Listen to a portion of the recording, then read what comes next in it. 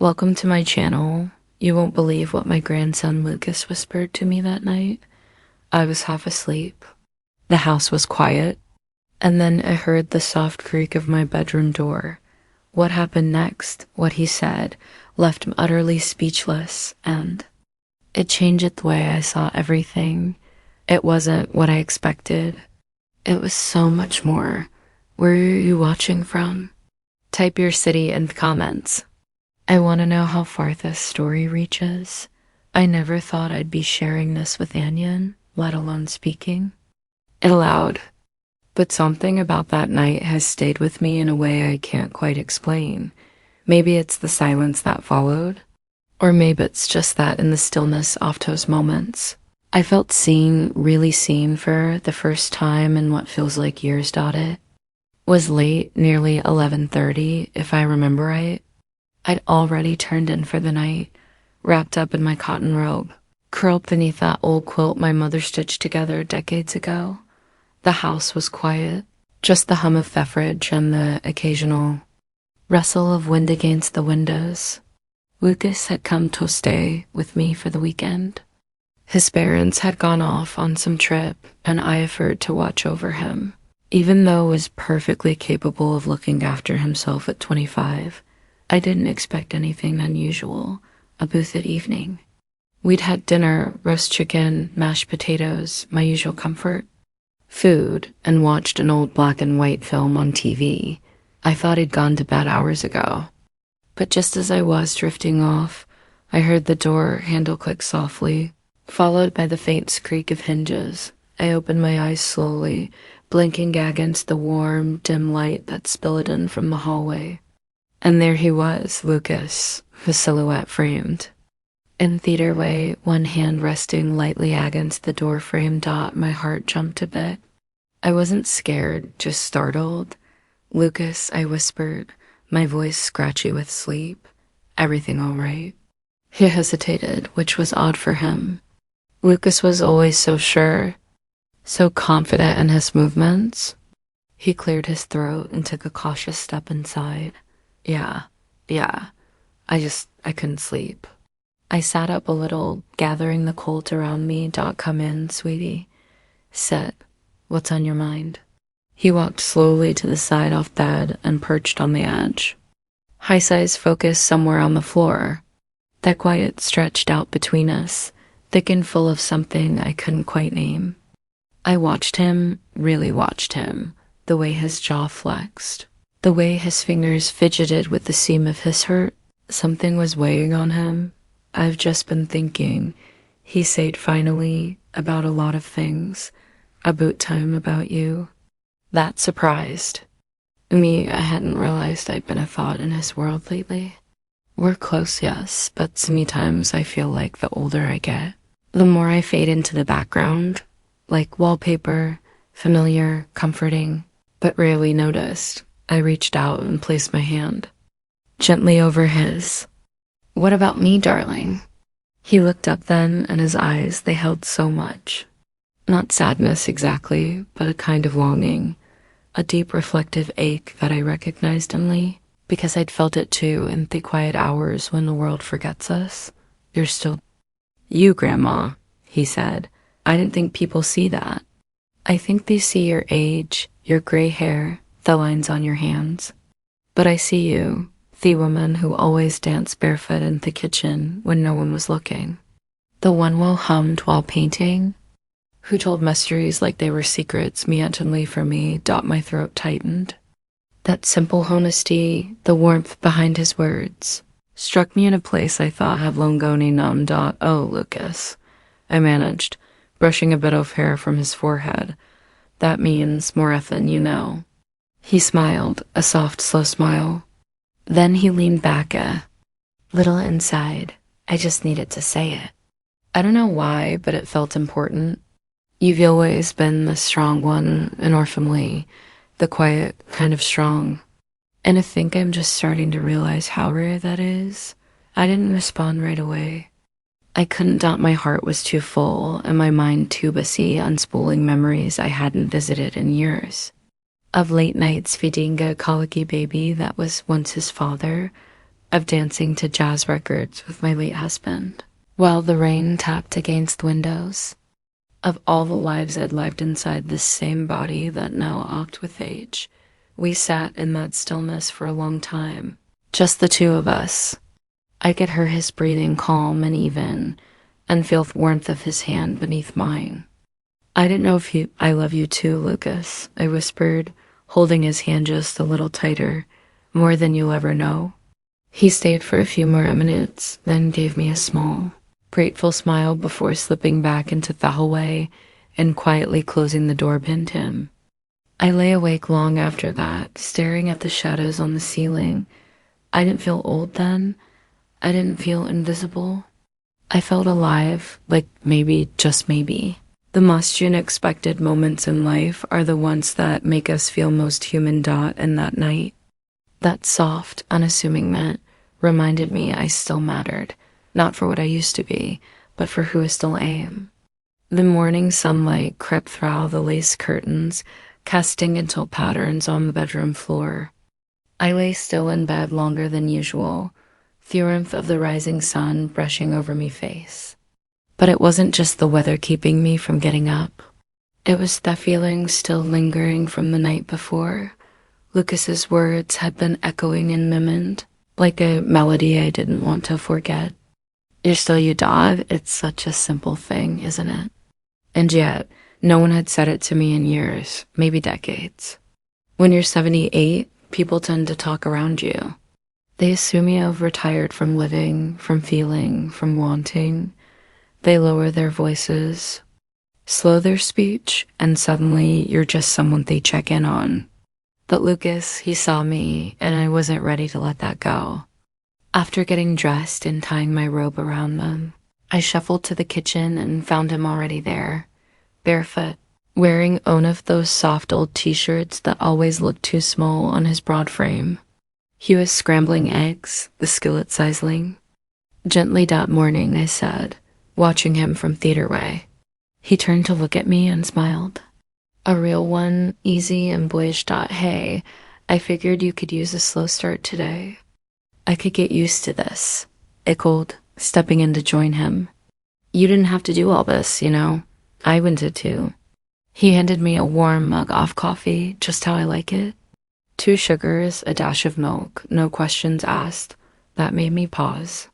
The little things always do. We sat at the small round table near the window, eating in comfortable silence for a few minutes. The morning bird chirped outside, and I found myself glancing at him more often than I normally would. Not in any inappropriate way, just thoughtful, curious. Lucas had always been a kind young man, but there was something different now, out of thin. Him I hadn't noticed before. I broke the silence. Do you remember when I was a kid and used to crawl into your bed during storms? I laughed lightly, shaking my head. Of course I do. You'd come in with those little dinosaur pajamas and clutch your stuffed bear like your life depended on it. He smiled and looked down at his plate. I don't think it was really the storm that scared me. I think I just felt safer near you. That touched me more deeply than he could have known. There's something about knowing someone has always found comfort in your presence. It affirms you, especially when the rest of the world has started to look past you. I never minded, I said softly. In fact, I looked forward to it even when I pretended I didn't. He looked at me directly, unflinching. I think I needed that feeling again last night. I've been going through some things lately, and I don't know, something told me I should talk to you like I used to. I put my fork down and leaned in, resting my chin on my hand. What's going on, Lucas? You know, you can tell me anything. He hesitated. I could see it again, that Sama hesitation from the night before. His shins rubbed together on the table. His fingers nervous. It's just I've been feeling disconnected lately, like I'm not sure where. I belong at work, in relationships, even with my own parents. It's like I'm doing everything I'm supposed to, but none of it feels real. I nodded slowly. That's not just a young person's struggle, sweetheart. That feeling of floating above your own life, know it too well that his eyes met mine again, and this time there was a kind of searching in them. You do. Oh, yes, I said. There's this assumption that by the time you're my age, everything makes sense, but it doesn't. You just get better at the questions, but they're still there. Quiet ones like, did I miss something? Am I still needed? A long silence settled between us. Then a good one filled with the comfort of honesty. Lucas reached across the table and placed his hand over mine again, just like the night before. It didn't feel strange. It didn't feel forced. It just felt warm. I don't think I've ever really asked y'all about your life before me. He said, before you were Grandma, who were you, Ashley? My name sounded so fresh coming from his mouth. Not Grandma, not Nana, just Ashley. Like I was a woman with a story, a whole life that mattered. I smiled faintly. I was a dancer once, not professionally, but in me heart. I used to take classes down None when her grandfather was stationed overseas. I was young, restless. I'd dance for hours and lose track of time. Why did you stop? He asked gently. I shrugged, though the truth was heavier than my shoulders could bear. Life is getting to be other things. A wife, a mother, a provider. So I gave it all of me, and I don't regret it. But sometimes I wonder what it would have been like if I'd held on to just a little more offer. Lucas nodded like he understood, even if couldn't fully. I want to know more about her, about you. I reached out, brushing my fingers through the edge of his hair the way he used to when he was small, then asked me, I'm right here. And for the rest of the morning, that's what we did. We sat at that little kitchen table and talked, really talked. He asked questions about my first kiss, about the first time I drove a car, about the night I met his grandfather. And I told him I opened at the vault and let the pieces of myself come alive again. And for the first time in years, he wasn't just remembering, I was reliving. Something had shifted between us, something quiet and beautiful. It wasn't just grandmother and grandson anymore. It was two souls meeting in the middle of time, bridging the gap between youth and age, learning to see each other not as roles but as people. And deep down I knew this weekend would change us both forever. That afternoon the weather shifted. Thick clouds rolled in over the hills, and the light in the house opened to a gray that made everything feel closer, quieter, like the world had lowered its voice to a hush. Lucas and I had moved to the living room, each curled up at opposite ends of the couch with a blanket tossed over our legs. It was the kind of silence that doesn't ask to be filled, the kind you only find with someone who knows how to sit still with you. I just finished shuttling him about a road trip I'd taken in my 20s, back when I believed California was the answer to all my questions. He listened like I was reciting scripture, eyes locked on me, the rhythm of my voice holding him in place. You were so brave, he said softly after I told him how I'd slept in me old Beetle for 2 nights outside a beach town where I knew no one. I didn't think I could ever do that. I'd looked at him not as my grandson, not even as a man in his 20s, just as a soul, one who felt deeply, maybe too much. You're braver than you think, Lucas, being lost and still searching. That takes a kind of courage most people never even try. He smiled faintly, lowering his gaze, and then said, I think you're the first person to really see me like that. That quiet moment sat between us like a breath held too long. Something shifted again, subtle, but unmistakable. I could feel it in the way his foot brushed mine under the blanket, lingering just a second longer than chance allowed. Not intentional, perhaps, but no accidental either. I didn't move either way. Instead, I tilted my head and asked, what do you see when you look at him, Lucas? Not Grandma, not Ashley, just me. He didn't answer at first. His brows furrowed a little, like he wasn't sure if he should say it, or how did I see someone I wish I could have known earlier. He said finally, before thirst of life wore you down, someone full of fire. Someone whose stories I should have asked for. Years ago, he paused, then quieter. Someone I feel closer to than I've ever felt to anyone. I swallowed hard, not because his words scared me, but because I recognized him. I'd felt it too. Something gentle but charged, not romantic, not anything so. Simple or forbidden, just human. A rare closeness built not on roles or expectations, but honesty. You're not the only one who feels that way, I said, and it was true. Somewhere in our shared conversations, I had stopped seeing Jaime as the little boy I once talked in. He was a man now, one with questions and fears and depth and more tenderness than he'd ever imagined. I reached for his hand, not with purpose, not with meaning, but just because it felt right. It was warm, solid, and for a long minute we just sat there like that. The rain began softly, pattering against the windows like fingertips on glass. I shifted. Closer, not too close, but now that his shoulder brushed mine, rested his head back on the cushion. I wish I didn't have to go home tomorrow, he said. I turned to him, studying the slope of his cheek, theatered in his eyes, the way he spoke. With a kind of quiet vulnerability. Why don't you stay another night? He glanced at me. You sure? I smiled. I haven't had company like this in a long time. It's been good for me. He hesitated. Then gently he leaned his head against me shoulder. It's been good for me too. We stayed like that until the rain stopped. And when the power flickered out an hour later, as it often does during summer storms in my part of town, we lit candles and played records from my old collection, music from a time he didn't grow up in, but somehow felt drawn to. He stood and held out his hand. Come on, dance with me. I laughed, shaking my head.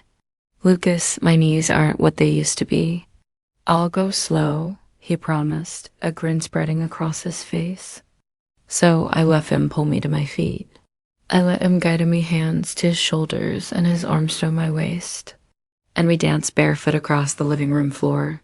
The record crackled beneath the soft jazz trumpet, and the candlelight flickered against walls like we were somewhere far away from time. He looked into my eyes as we moved, and I saw something there.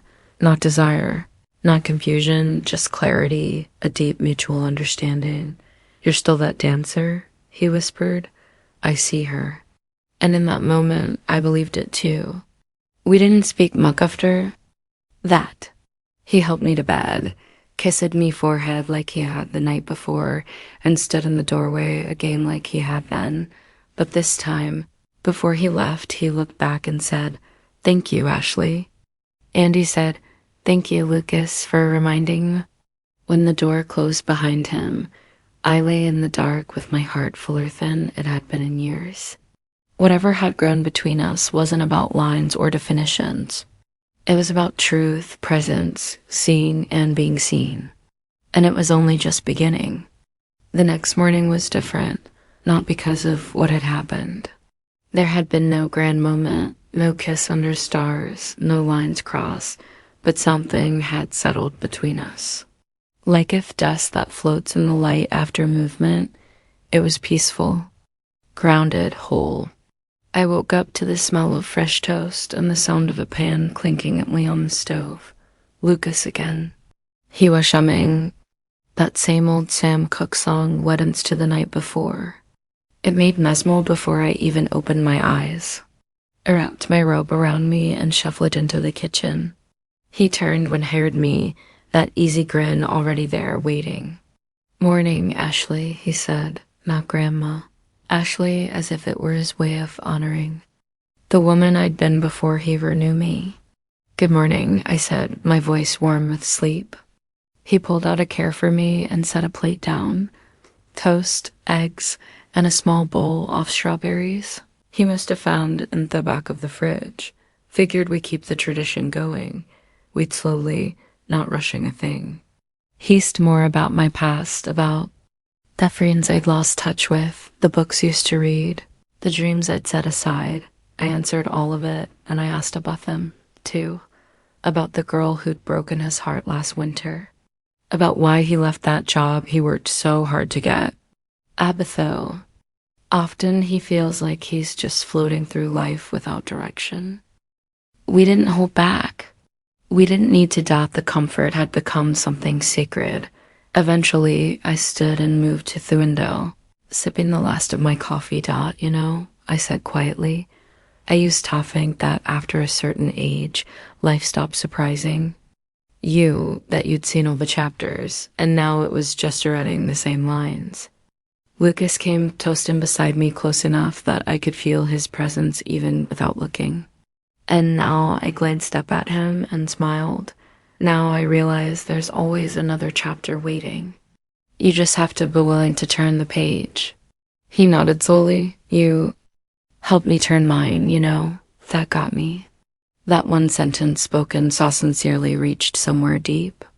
I looked at him not as my grandson, not as a younger man, not even his family, but as someone I'd come to know and respect and feel for, in ways I couldn't fully explain. I'm glad you stayed. I said, I'm glad I came, he replied. There was a long pause. Then, one of those pauses where words don't really matter because everything important has already been said. The quiet wasn't awkward. It was heavy with meaning. Button, he broke it with a soft laugh. Yeah, no, I've never told anyone the things I told you this weekend. I chuckled gently. I guess I'm a good listener. He shook his head. It's more than that. You make me feel safe, not judged. Like I could bet completely myself and you'd still see something good in me. My eyes water just a little. That's because there is something good in you. So much of it. He reached for my hand again the way he had before and held it between both of his.